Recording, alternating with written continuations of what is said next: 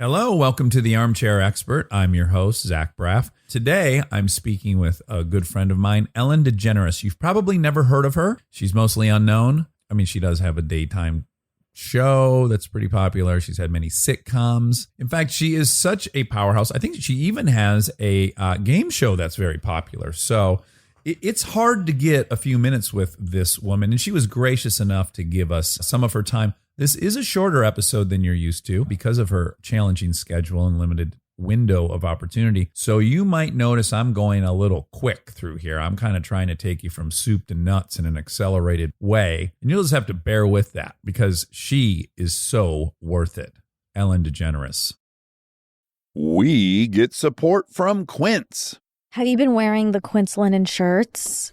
Yeah, I've been wearing them a suspicious amount. Yeah, European linen ones, they're $34, which is genuinely insane for how nice they are. It doesn't even make sense. Well, here's the deal. They work directly with the factories, cut out all the middlemen, so you're paying for the actual quality and not some brand's marketing budget. Everything's 50 to 80% less than comparable stuff. I love it because it's all very classic and traditional, and I know I'm going to be able to keep it for a very long time, and the quality's off the charts. That's true. The style is very consistent. Whatever you get there, you walk down the street, you're going to look good. They have these lightweight cotton sweaters, which I love for when it cools down at night. It's nice drape around your shoulders in the summer and then throw it on when it gets a little cool. And it's not just clothes. They do home stuff, ding, ding, ding, travel stuff, everyday essentials. It's all the same model, quality without the markup. Make your summer wardrobe easier. Go to quince.com/Dax for free shipping on your order and 365-day returns. Now available in Canada too. That's QUINCE.com/Dax for free shipping and 365-day returns. Quince.com/Dax.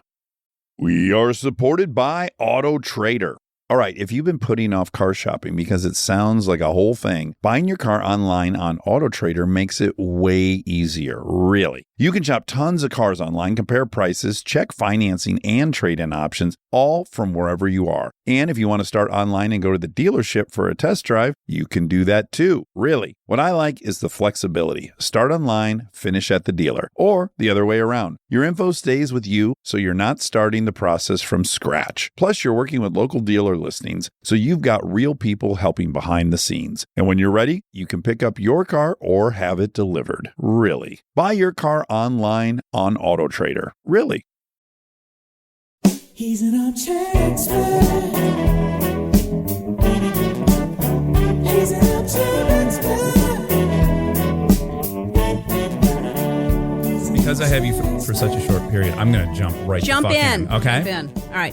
I'm going to just tell you that I very much was interested in stand-up when I was younger. And I used to watch every single stand-up on like Comedy Central, wherever they showed it back then. Right. And I really, really liked you as a comedian when I was younger. And the thing that I think is defined you could differ in this opinion, is your embrace of silence and your commitment to your pacing was very, very unique. Yeah. And Seinfeld was on Stern the other day, and he was talking about the comedians he's most drawn to, him has the most amount of respect for, and it's the ones that can embrace that scary period where you're just waiting. Mm-hmm. And how can you do that? Why were you so confident? Did that evolve, or did you start? Was that your brand of stand-up right out of the gates? No, not at all. No, my brand was really bad, corny puns and like really silly things. Like knock-knock jokes, or no, like I would just like bring out different fabric. I would hold up like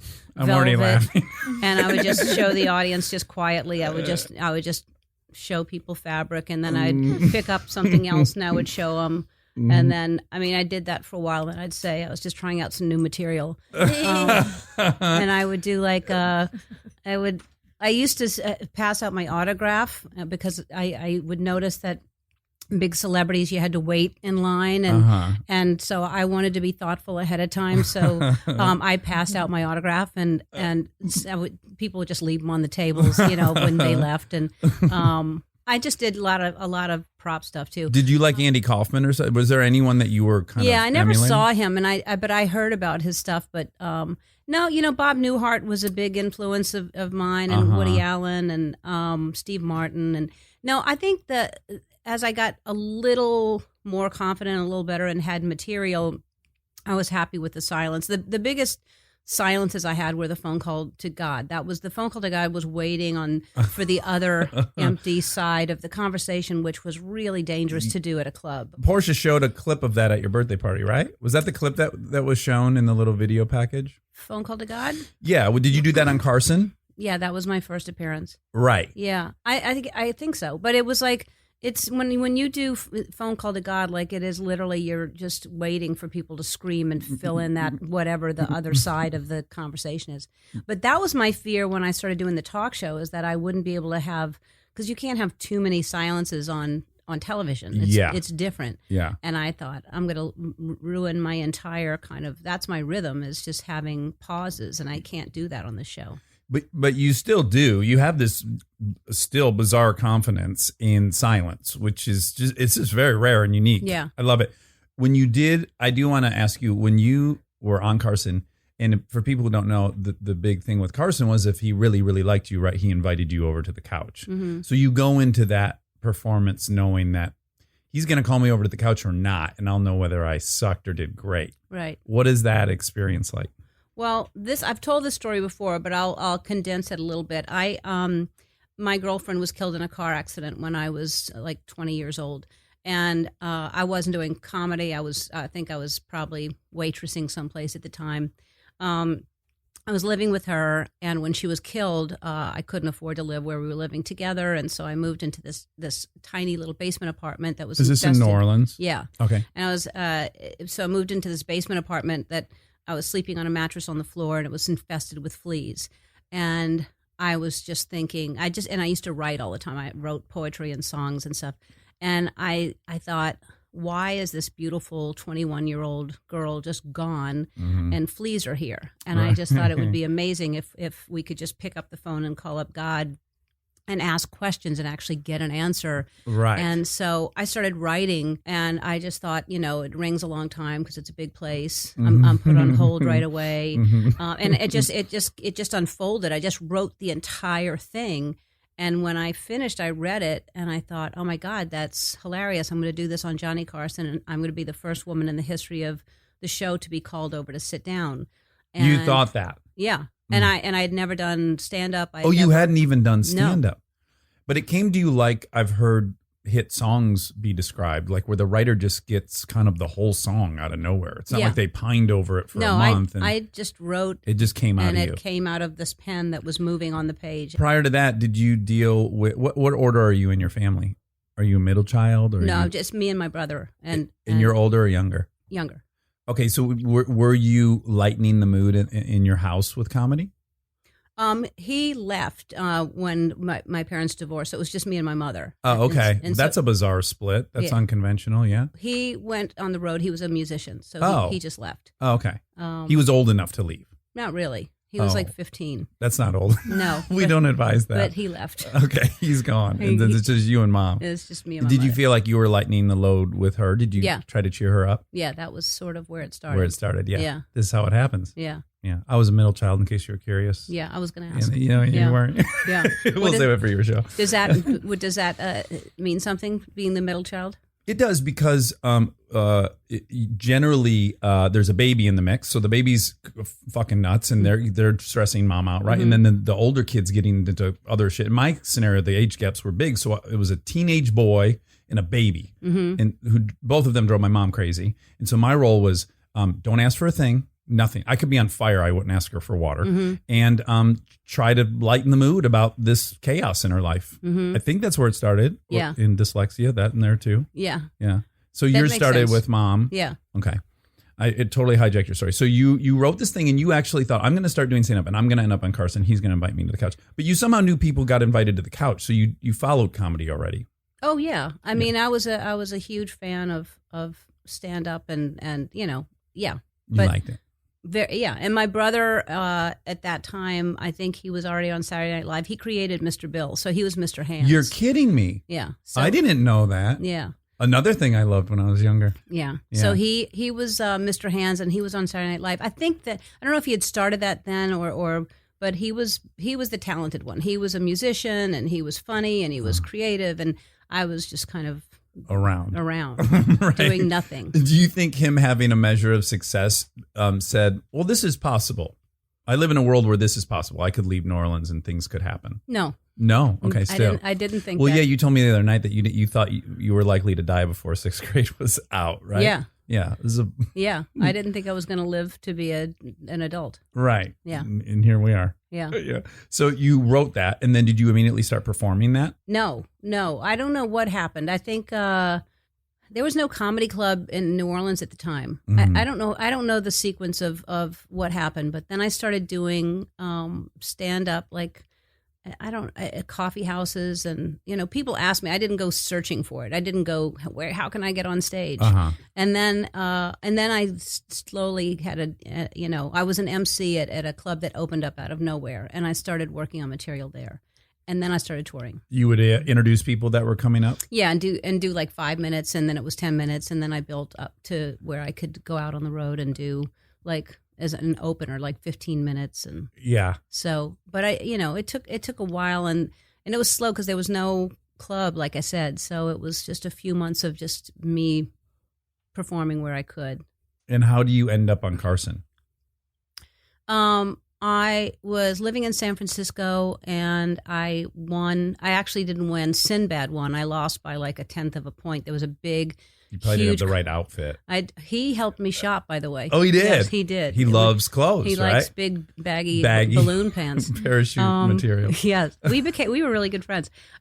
He won this contest that is the San Francisco comedy. It's a big deal. And I came in second, and people from NBC saw me, and I really should have won. Like, I was doing really, really well, and he won by like he's such a crowd pleaser. Like, sure, it was, yeah. So anyway, he has a humongous personality. yeah, right, yeah. And I was still kind of not confident. And anyway, I ended up in New Orleans because a lot of people saw me and said you should do a sitcom. And so I moved to LA, and I was still doing stand up at the Improv in different places. And so the guy that booked the Tonight Show saw me at the Improv and booked me.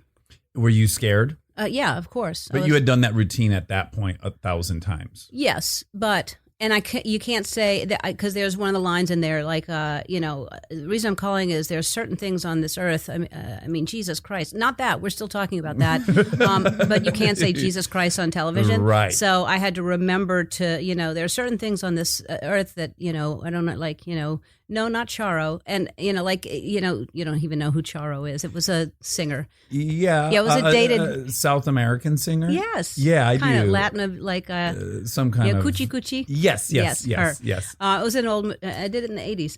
Anyway, so yeah, I was really nervous. And then and every time you can imagine, Roseanne was on Tonight Show and she killed, and I was like, oh no, and he didn't call her over.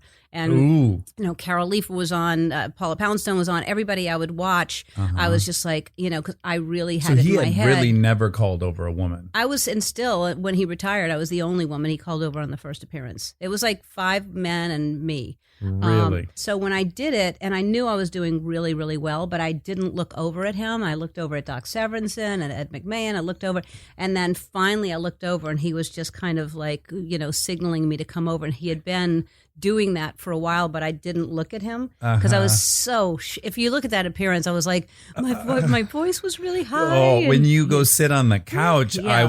I just wanted to come out and snuggle you. You're so little. You're so little in that moment. Yeah. Yeah. I don't know if this is the same for you, but for me, it was Letterman. I loved Letterman so much. Yeah. And then the first time I did Letterman, I had to keep reminding myself, like, don't just be staring at him like ear to ear smile. Yeah. This is real. You're really on the show. Do you feel that way about Carson? Yeah, of course. Yeah. Yeah. Yeah, he was Letterman before. I mean, Letterman felt the same way about Carson. I mean, Carson was the pinnacle of as a comedian, and then of course it became Letterman. Yeah. But Johnny Carson was the guy, and he could change your career overnight. Yeah, it's crazy to hear the stories about people going on there, because at that time, what did he had 20 million viewers or something insane that doesn't exist now, I right? don't know. Like 1 in 3 people are watching it. So I mean, literally overnight. there were no, there weren't the amount of late night shows. You couldn't watch Cops no. at 11:35. You couldn't watch, and I think it all went off the air at midnight or something. Like there wasn't anything other than Carson. There was not another late night. There weren't competitive shows. Wouldn't that be great to be in show business where you just knew they're gonna have to watch me? Yeah, for better or worse. That's the only thing that was on. Like it's changed so much. It's crazy to think about that there was no competition. Yeah, it's really kind of a testament to anyone who's succeeding currently that it's crazy you could niche out something that's successful.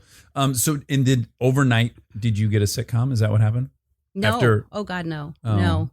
For the sake of our time, could you say over? The next morning you went straight to the lot instead of recording your sitcom? I didn't get, I got, everybody else was getting their own sitcoms, and I got a line on a show. I think the first show I had Hello. Okay. But somehow I made it very funny. Uh-huh. And it was the people, Neil and Carol Marlins, and they had created The Wonder Years. And Growing Pains. And so they did this show, and I was not the lead. I was just, and my brother was like, why are you taking that? Like, literally Drew Carey has his own show, and, Tim Allen and everybody, and other people that I can't remember that don't even have anything right now, but they had their own shows. And I just thought they're great people, they're smart, and maybe they'll see something in me and develop something for me. And sure enough, that was who developed my sitcom. Oh, really? But did the appearance at least get you a huge bump in how many people would come see you when you toured? Oh, yeah. So now I would imagine after that, like you're making pretty good money at that point, yeah? I was making like $5,000 a week. Like, that's pretty great, though, right? When you're sure. Yeah. I mean, that was when a you're lot. Young, yeah, that was a lot for me. I mean, it was. That's a a whole tricky lot. thing about money; it just keeps changing. Yeah, there's never the amount that you you think it has. But then I started doing theaters and like larger venues, and it started becoming $5,000 for one night. And then it was. But and then I add a night. And then stuff I like that. stopped doing clubs altogether and just did theaters. And right. So then it was, and then every time I was on, I thought I was going to walk around the next day after I did, because he calls me over. So I'm like a big star now, right? So the next day I was in San Diego because I was playing the Improv. I was just looking around, like waiting for people to run up to me, and like no one recognized me. Now I was like, "How? There's so many people watch this show. How do people not? And everyone watched it." And it takes a lot of appearances for people to recognize you. But I assumed I was going to be mobbed the next day. Also, show business is just the perfect occupation for anyone like myself who has swings of total self-loathing and then total grandeur. Mm-hmm. So it's like, oh my God, I'll barely be able to walk out of my house tomorrow morning. Right. And then you're immediately back to, oh no, that's right, I'm a piece of shit. I remember. Well, I didn't think I was a piece of shit, but I don't go Good that low. Good for you. I went. Yeah. That's why I had to self-medicate. But when you got your show, when you eventually started doing your sitcom, was it what you wanted it to be? Yeah, I thought it was really funny. I got to do physical comedy. It was very different when we first started it, but yeah, it was a lot of, because I was a big fan of Lucille Ball, so I kind of incorporated a lot of physical comedy into it, and I thought and you enjoyed great. Going to work and doing that. Oh, it was great. I couldn't wait to stop stand up because I had been doing it. It's hard, I think, for anyone to tour and be in a hotel room, much less a woman. Like I was by myself. It's not like I had friends I could afford to put up with me, or and I wasn't flying private. I was flying, commercial all the time and changing planes. And I hate flying. I get anxiety when I fly. So I couldn't wait to stop touring. Yeah. And there's ways people deal with that. I think the male comedians just go out in town and try to get laid. That becomes how you I did not that feel too. lonely. You did a bit of that? I'm kidding. But yeah, that seems to be like the male response to that is like, I feel lonely and awkward in this hotel room. I'll at least go out to a bar. You have you have some kind of medicine you can pursue. And when you're staying in a condo, which sometimes happen with these two strangers, these two males. So if I'm the headliner or the middle, I'm with the opener, and I was with two guys, and we're all. So I'd see them bring home, random people folks. Or it was gross. It was you were scared to sleep in that bed, and who was there before, and what's in the rug, that kind of thing. Yeah, sure. Anytime you're living with dudes, it's touch and go. Even if you love that guy, it's hard. We're not the best creatures to cohabitate with. It may have influenced my decision, the direction. Well, American life. Yeah, absolutely. Mayhem. Because you had boyfriends. I've heard you say that, right? Yeah. Yeah, but I was gay when I started doing stand up. I was because my girlfriend had been killed in a car accident. I was already seeing women, but I had boyfriends all the way through the end of high school. I didn't realize. And I think you were largely spared when we get grossest, which is as we get older. I was just describing earlier, like the throat clearing and all the things I do that like my grandpa did and my dad did, I now do in front of Kristen. Right. And I don't even hear myself. And occasionally I'll go, oh, Jennifer, I've been clearing my throat for like 2 minutes. And I'll look at her and I'll say, God bless you that you can stand next to me at the sink. Yeah. Yeah, we just get worse and worse and worse. That's a shame. Yeah, you made the right, the fork of the road you chose correctly. I made the right decision. I don't really know it as well as I should, but your show ended, and it ended why? Because I came out. Okay. And then the network said, okay, well, that's a different show, or now that your public persona is such. This is a long story, but they really didn't want me to come out. Just so you know, I don't even want the juicy details. I mostly want to know how you dealt with the heartbreak of that whole situation. That's what I'm most interested in. So I'm not trying to get any juicy details of who was a motherfucker at NBC. No. I know, but it's like they didn't want me to come out. I wanted to come out. They kept saying, I said it's my life and I want to come out. I want the character to come out. It's the time and I said I'm going to lose the career. Like you can just put another show on. It's my show to lose. Yeah. So even though it wasn't my show, it was. But they finally let me come out. And then they didn't really, and it was a huge success the night of. It was huge. It was celebrated. It was 45 million people that watched, and then they just stopped promoting it because everybody was scared. ABC, Disney didn't want to be, because their sponsors were giving them a hard time. Yeah. We were losing sponsors, so they were just acting like we're just letting it glide. We're not going to touch it. So I got no more advertising. I got no more promotion. So it just so they canceled it. Yeah. So and during that time, because there was so much talk about it, everyone was just sick of it. And even though I had only done the cover of Time magazine, a primetime special with Diane Sawyer, and Oprah, those are the only 3 places I talked, people were reporting on reports and reports and reports. Yeah. And even Elton John said, shut up already. Oh, We know really? you're gay. Be funny. And I'd never met him. And I thought, what kind of support is that from a gay person? Especially, yeah. But everybody assumed I was just nonstop talking about it. Yeah. So I was just, it hurt my feelings. I was getting jokes made at my expense on every late night show. People were making fun of me. So I was really depressed. And because of that, and because the show was canceled, I was looked at as a failure in this business. So no one would touch me. Right. So I had no agent. I had no possibility of a job. I had nothing. And I didn't have money saved because I wasn't making that much on my sitcom. I wasn't making what Jerry Seinfeld made or Tim Allen or, I was making Drew Carey. Yeah, or Drew Carey. Yeah. I think he made a lot, I heard. Yeah, and I didn't make that much, so I didn't have money saved. Stay with us for more Armchair Expert after this message. This episode is supported by Helix.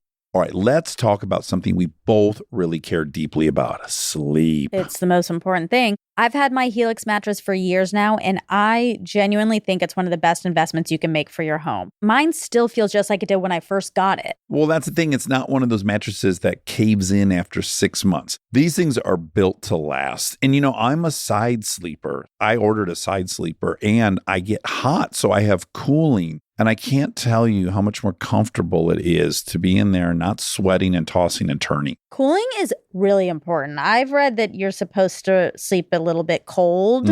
So I also have cooling. And they have over 20 models, so it's not a one-size-fits-all situation. You just go take their quiz and they match you to what actually works for your body. Plus, they've got cooling upgrades, which heading into summer, non-negotiable. Truly.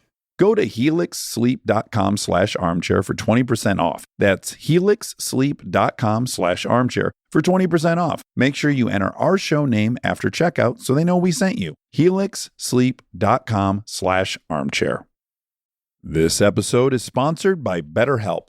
So, Monica, here's something that really stuck with me. BetterHelp's 2026 State of Stigma report surveyed 2,000 Americans and revealed that 85% of Americans believe getting support is wise. Yet 74% say society discourages people from doing so. That's a huge gap. Most of us agree therapy is a good thing, but there's still something holding some people back from actually going. Right. And I think that's where just talking about it, normalizing it makes a difference. I mean, as you know, I'm obsessed with therapy. I've been in it consistently for years and years and years. And I have said this and I shouldn't say it, but I do think if you're struggling and you've been struggling for a while and you haven't sought therapy, I judge you a little bit. Oh, wow. Okay, yeah, I know. And I got to go to therapy to work on that, but also there are options for you. You can help yourself. And BetterHelp makes that first step easier. They match you with a licensed therapist based on your needs. And with over 30,000 therapists and 12 plus years of experience, they typically get the match right the first time. Don't let stigma stand in the way of support. Start therapy with BetterHelp. Sign up and get 10% off at betterhelp.com/Dax. That's betterhelp.com/Dax. This episode is brought to you by SoFi, the all-in-one finance app where you can bank, borrow, and invest all in one place. Let's talk bank accounts for a second. The average bank savings rate is 0.39% in interest. You're earning pennies on your savings, but it does not have to be that way. With SoFi high-yield checking and savings, the money barely making moves sitting in your savings account can earn over 8 times the national average savings rate with eligible direct deposit. No account or overdraft fees, which feels rare these days. You can get your paycheck up to 2 days early, perfect for getting ahead of a bill or grabbing what you need right when you need it. Plus, get up to a $300 welcome bonus when you sign up with eligible direct deposit. Sign up for SoFi checking and savings at SoFi.com/armchair. SoFi checking and savings is offered through SoFi Bank N.A., member FDIC. Terms apply.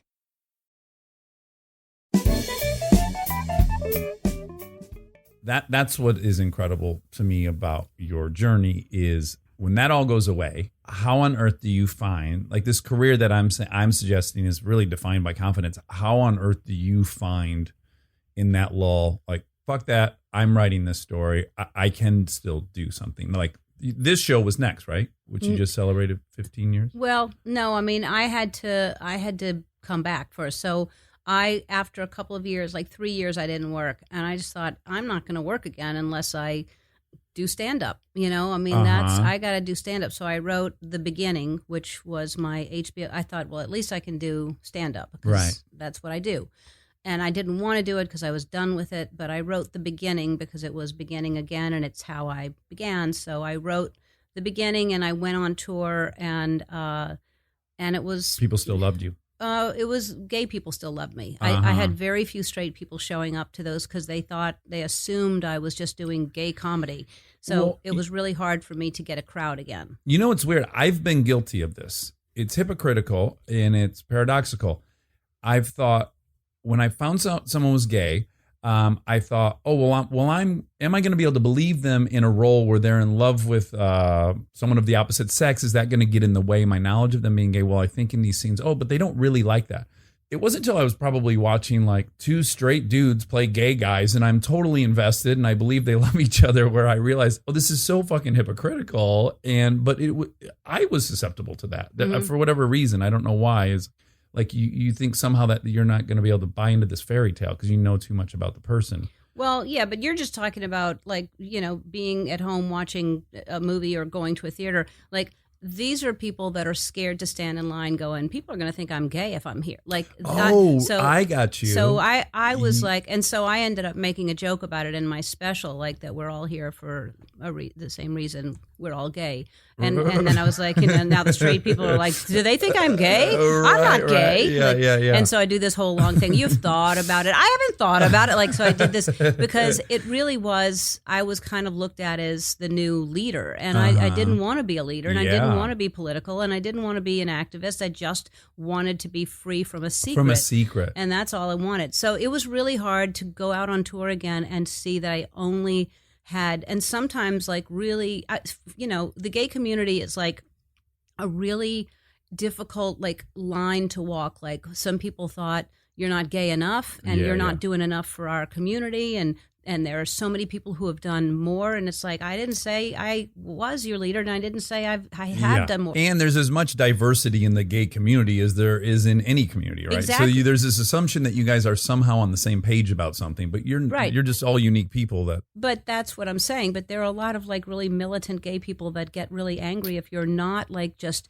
And it's like, I just want to be a comedian, and I just happen to be gay, and and of course I'm gonna, speak up. And I think I'm doing a lot just by being a, physical presence of, hopefully a representation, not of the entire gay community, but of somebody at home going, oh, there's someone who's gay. So anyway, it was really tough because there were a lot of gay people that thought I wasn't being, active enough and political enough and gay enough. And then, then the straight people are like, you're being too gay. And if I'd even mention like, like how gay, I think I'm the right amount of gay for me. It works. It's working for me. I found it to be a very appealing. So anyway, it was a really tough time. So was there some relief accompanying the depression of having the show go away and all that?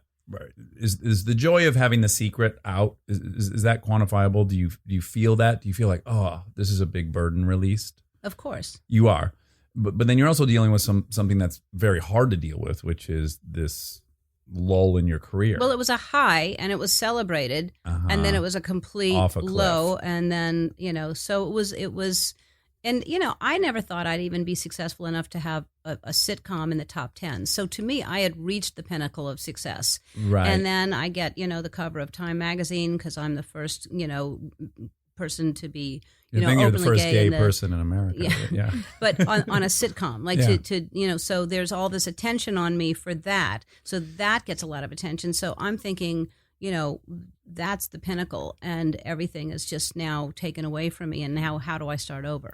On a millionth of that level, I can relate to having been honest about being molested in interviews. And then that always becomes a very big story, right? And then I get this fear. People think I'm promoting this, right? When I was just maybe being honest in the moment when someone asked me what's all in this bag of tricks that led to X, Y, or Z. And it's so tricky because I remember being young and seeing certain people say stuff in magazines. And then I thought, well, that's weird. You're bragging about that, And I come from that place, and it's prevented me from doing things. And then when I do them, eventually I have to go, who gives a fuck if someone thinks I'm trying to promote that, right? I can only just be honest about my own story, and then just whatever. If people think I'm trying to get attention for this, a weird way to get attention. But okay, I'm going to have to live with that, right? So, I mean, I understand somewhat, I feel like. Yeah. That weird feeling of like, hey, I'm not promoting. I'm just being honest. Right. There's a difference. Yeah. You just have to just trust that, there's going to be haters out there. Now, you have achieved far more success than you thought you were going to, right? Has it healed any emotional stuff for you? Oh, yeah. I mean, I let go of all that a long time ago.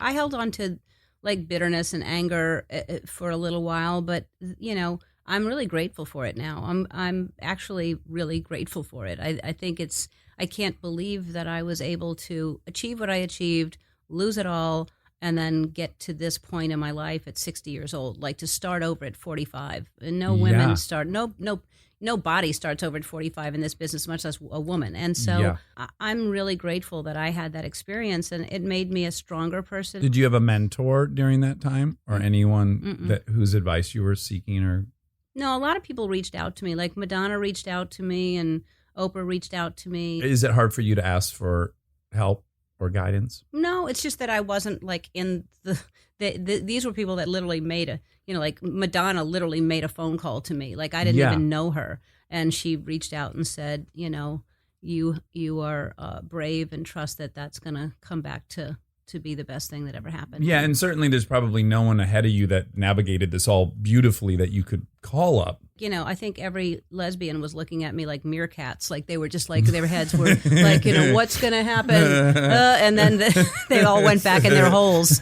And then they're like, never mind. I mean, I know Portia has said that to me. Like people really were watching like, should I come out? Let's see how this goes. That was the litmus test. Yeah, you were the canary in the coal mine. So yeah, it was definitely something that was, like I said, and when it was really celebrated, I think a lot of people were like, oh.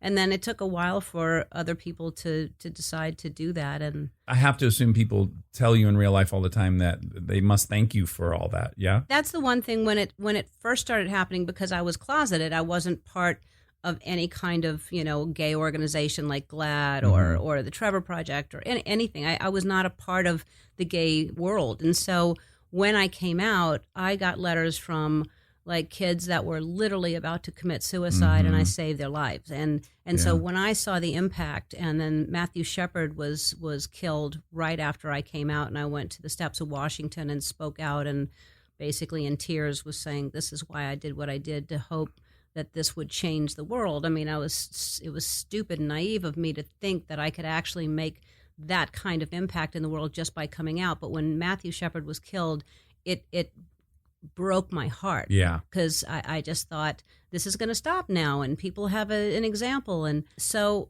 I learned a lot about, how much impact having a presence, out there and being, and instead of saying my career and my money is more important, I realized that actually making a difference in the world and just being honest about who you are, whether it's if you were molested or whether it's that you're gay or whatever it is, because whatever your secret is, there's lots of other people out there that have that same secret. Well, yeah, and that's why I'm so attracted to you, is that I don't think it's helpful for people to see other people with some crazy skill set they're never going to have. But what I think is super helpful is to go like, oh, I have the same secret. I'm carrying the same shame. I really like that person. I must not be as bad as I think I am, because I know they're not. Yeah. Like I think that's so helpful to people. Absolutely. And I think that you feel better about yourself, that you're actually, I know that I'm not just a famous person. I'm someone who's actually making a difference in the world for a lot of different people. And I'm really proud that I'm openly gay and I get to talk about and say the word wife. I mean, the fact that was never talked about on television, but that it's becoming part of the vernacular, that someone can hear wife and that it's at least it's digesting, slowly into society, and that I can, talk about my amazing, incredible life with another woman is I think doing something. Yeah, it's pretty incredible. When you took on this show, did you feel like the stakes were super high? Like, oh God, if this doesn't work, now what? I've done a sitcom, I've done a talk show. Did you feel that pressure of this gotta fucking work? I may have, but I don't really remember that pressure. Yeah. I remember just thinking it was going to be fun, and I had high hopes for it. Well, I think the amazing thing that you've done with the show is the same thing I loved about your stand-up when I was young, was it's in a box we all recognize, which is daytime talk show, but it is 100% you. If you want to be talking about animals, you do it. If you want to talk about any kind of social issue, you make room to do that, and you don't seem to worry about what the outcome of that's going to be. You somehow stay very, very true to who you are, and I think that's just an incredible accomplishment for someone to just bet on exactly what they are and for it to work out. And it's really, really impressive, and I really am glad that I know you and that we're friends. I feel the same way about you. All right. Thanks for doing this. I love you. I love you too. We'll kiss someday.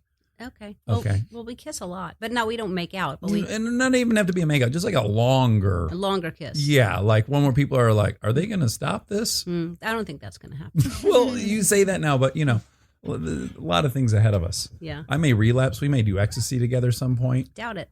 Yeah, it's very unlikely. Yeah. But just there is a world in which that could happen. Yeah, I don't want to end this on a bad because it was so good. But I can always cut it out. Yeah, none of that's going to happen. I love you. Love Bye. you. Stay tuned if you'd like to hear my good friend and producer Monica Padman point out the many errors in the podcast you just heard. Monica, this was a short episode, so I like to think that your lifting was light this week. Was it? It was. There's only a few things to Oh, check. okay. And some of that's just clarification, not even. Not even someone was wrong or egregious. But you were wrong once. Okay, good. At least once. Good. Okay, good. Ellen talks about how she started out as an MC in a club in New Orleans, and that is Clyde's Comedy Club. Oh, If Clyde's Comedy Club. Is Yeah. it still around? I We don't can't know. remember. Yeah, that's Yeah. a hard thing to remember. Yeah.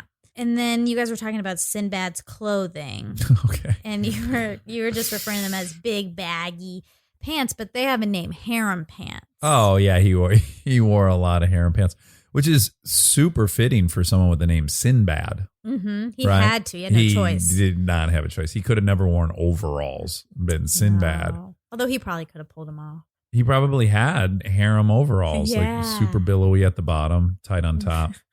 A lot of loud colors too. Mm-hmm. Did I tell? Oh, I didn't have time to tell the story because it was such a short interview and I knew it. But I was shooting a movie. I can't even explain how deep in the valley I was. And if you're not from Los Angeles, you know, the further away from the center you go, you're just deeper valley. You know, the concentration, obviously, of movie stars out in the deep recesses of the valley, they fall off pretty dramatically. And we were shooting this movie at a carpet store that we had bought out the afternoon for. They shut down.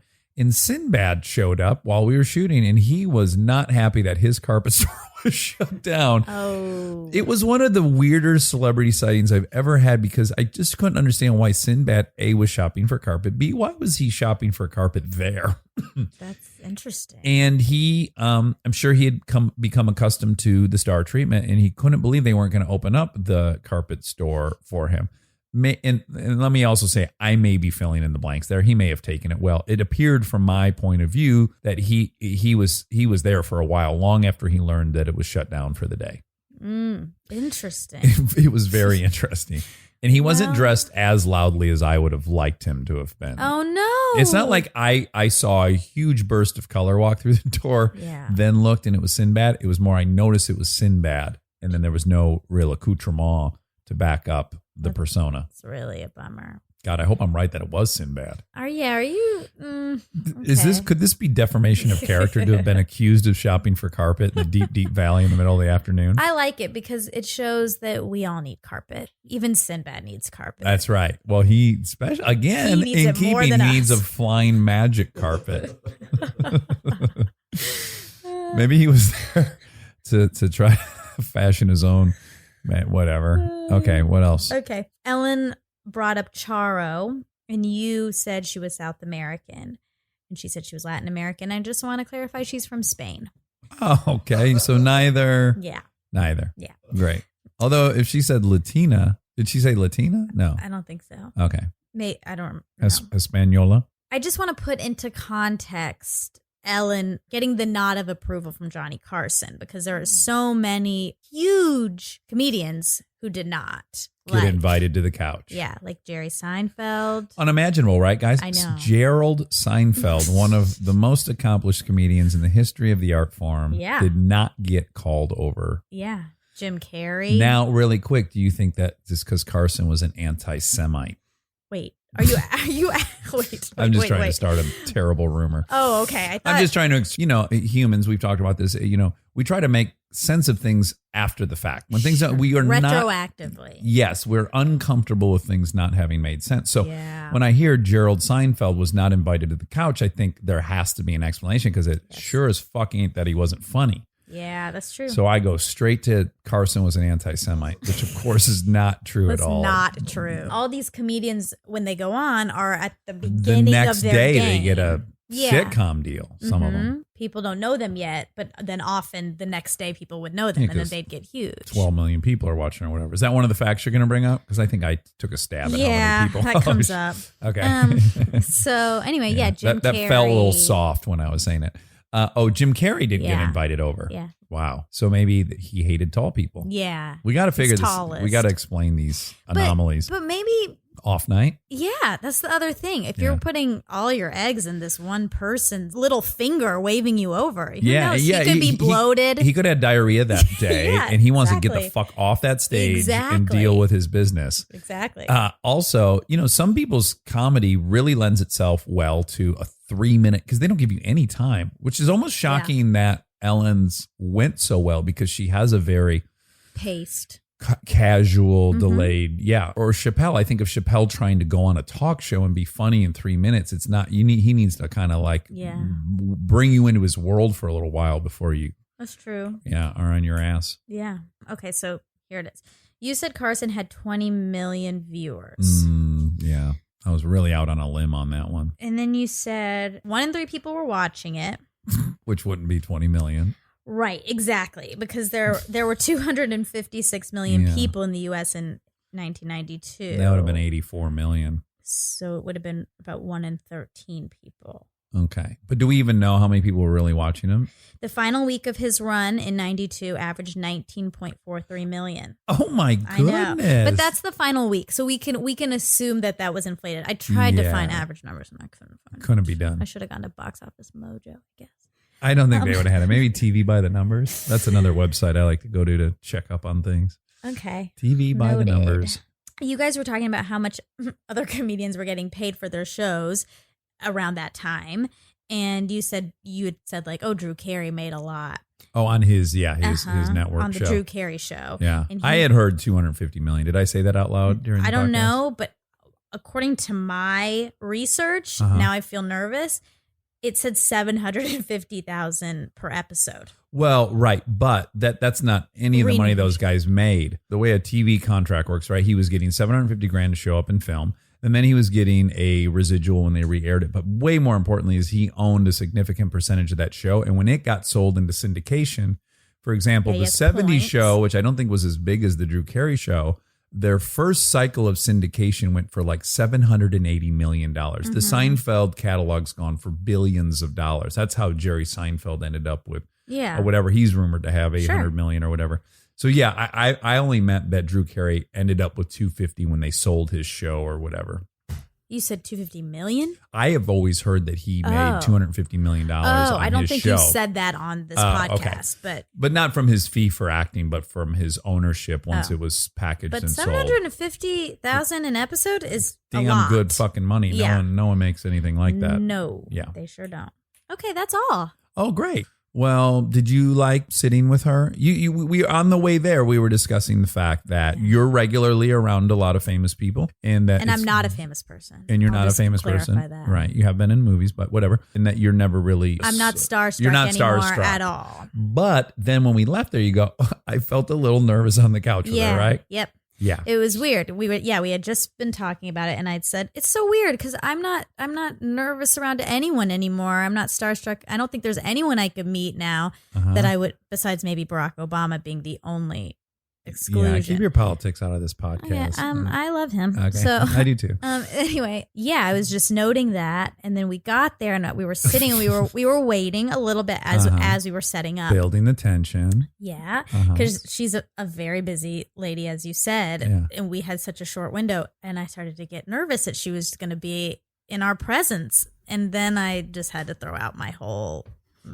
thesis from earlier. Do you think any of it had to do with the fact that she's such a powerful woman that like being in the presence of someone that has accomplished so much as a woman? Do you think that was an aspect of it? Oh, that's interesting. Maybe. Yeah, because I think I think part of Oprah's power is not just that she was that successful or that she made $1 billion, but that she did it as a black female. There's something that is just quadruply impressive about that. Yes. I mean, it's overcoming much more odds, but I don't think that's registering for me as much as she's a lesbian female.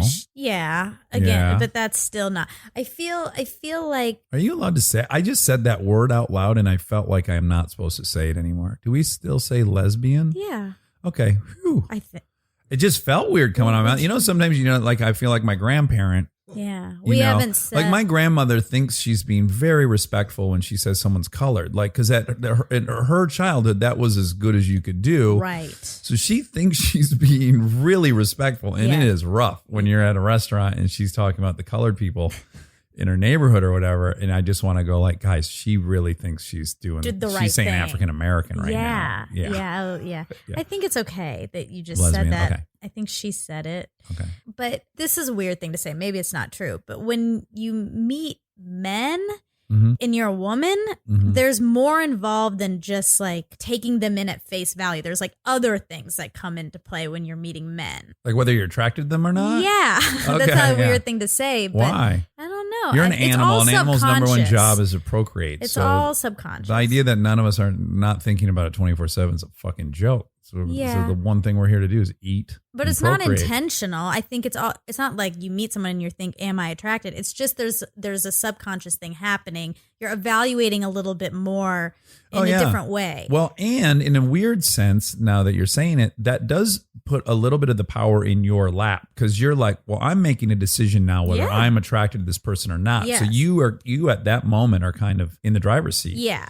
So it could right size their power. But when you meet Ellen, that's not there. So you're just confronted with just her at face value and her power and all of her skills, and it's a little more intimidating. Yeah, absolutely. So I've been kind of wanting to do this for a while, and I'm going to attempt to do it off the cuff, because I think in this podcast, we're going to have time on this one because she was short. I often reference the 12-step program that I'm a part of, and I say that I do think there are some elements in that program that could be very useful to all people, alcoholic or not. And let me also say this. Sometimes you'll hear me reluctantly say AA, and I prefer to call it a 12-step program, and that is because in the principles of the program, we are supposed to remain anonymous at the level of press and media.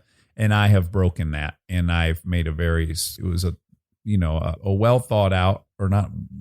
I put a lot of time into whether or not I would break my own anonymity publicly. I ultimately lean towards the fact that I think more good can be done than harm if I'm honest about it. And someone might think, that I'm someone they might want to emulate, and then they might find sobriety. And so, I've pissed off probably a lot of people in AA by talking about it. The more important reason that I don't generally say AA specifically is because I may relapse. I've been sober 13 years, but I'm just as likely to relapse tomorrow maybe as I was on day 15 of this. And so I do not want to be the face of AA, because if I fail at my sobriety, it is not a failure of AA, it is a failure of me. I'll have stopped working it the way it needs to be worked. So I just want to be very clear about, I am hesitant to talk about it so much because I don't want to be the poster child, and I don't want, if I fail, for it to be a mark against AA. With all that said, I want to tell you about my interpretation of the 4-step, because I feel like it is the most breakthrough kind of thought process that's changed my life tremendously. It's really clever in the way it's constructed, because it gets you to do something that you probably wouldn't be able to do if constructed any other way. So the very first thing that they ask you to do is just make a list of people that you're resentful towards.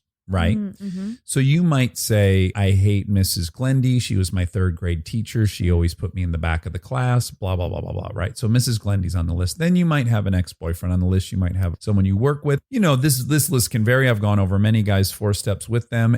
Some people put 15 people on this list. Some people have 150 people. It doesn't really matter. You do want to get at least, I think around 20 people on this list. And it's throughout your whole lifetime. So it's just a list of people you're resentful towards or angry at. So that's on the left column. And then you make another column and you say, so Jerry, I resent Jerry. What is it you resent about Jerry? So the next column is, he's always trying to get me fired. He's always telling my boss if I'm late or I didn't turn in something, right? So that's easy to answer. Why do I hate Jerry? Well, here's why. He's always trying to get me fired. And then in the 3rd column, you're going to say, what fear of yours is being triggered by this? So if Jerry's always trying to get me fired, well, that threatens my sense of economic security, right? So I will write down my fear of economic insecurity. And then ultimately what you could then think about is, well, if I'm never late, there's really nothing for Jerry to tell my boss, right? Yeah. So I do play a role in this minimally. If I don't turn in my shit late, there's nothing to report on me. So I do play a role in this, me hating Jerry. I'm part of this. But way more importantly, and I encourage anyone to try this, if you make a list of 30 people or 120 people or whatever, you will start to see so quickly that all these people you're upset with trigger the same 3 fears over and over and over and over again. So for me, I have a huge fear of economic insecurity growing up, kind of poor at the beginning. So there's a lot of people on my list that they just triggered the same fear over and over again. And then I have a fear of my status. I'm so worried about this person was trying to make me look stupid or make me look less than or whatever. I'm mad at Mary because she said this or that. So I have a big fear of that I won't be high enough status or that I'm less than. And then I have a fear that people think I'm stupid. I've talked about that on here, and that comes from being dyslexic or whatever. And so when I'm done with this whole 4-step list, I now have a sense of these 3 fears that are basically running my life, because there's people I hate because of these fears. I'm certainly doing a lot of my character defects are probably to support this fear I have. And now I have a roadmap of what to attack, because if I don't have any fears, I'm not going to have any resentments. because you really can't be triggered by people that aren't triggering fears of yours. The example I always like to give is you could put 100 people in a room, put me on a stage, and every one of them could be shouting, Dax, you're too short. You're too short. You're embarrassingly small. You're just a midget. You're so embarrassingly short. I could withstand that for 10 hours and it would always be comical to me because I know I'm 6'2" or 3. I have no fear of being short and it just will have no effect on me.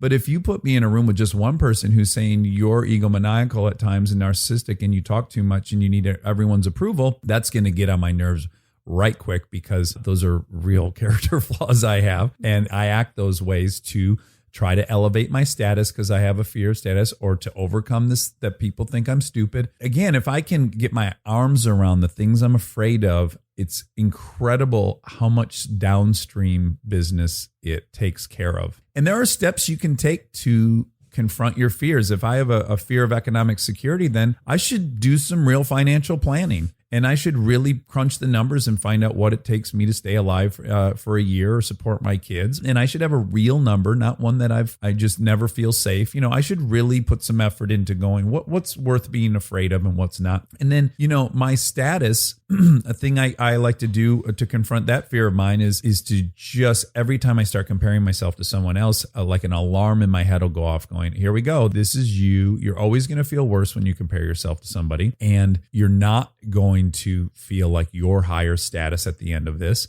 And you're really only entitled to compare yourself to an older version of yourself, a previous version, because really your only goal is to make yourself better. And that's something I can do. I can also help other people who need my help, because when I'm engaged in that activity, I kind of stop thinking about status and I start recognizing the truer and more meaningful things about being a human on this planet. But anyways, that's just a tip I thought I'd throw up. This way you don't have to go become an alcoholic just to join AA to learn how to do a 4-step. But it is fun, especially in a relationship, if you start talking about a topic and you feel your heart rate accelerating and your blood pressure rising. It's a good time to go, I bet a fear is being triggered. And I know what fears I have. So which one of these fears is being triggered? My fear of abandonment, my fear of, this or that. It's very helpful when you start to fight with a loved one to take 15 minutes, go into a room and really get honest about what fear is being triggered and recognize that this is something from childhood and it's not real in the moment right now. And then go out and tell your loved one,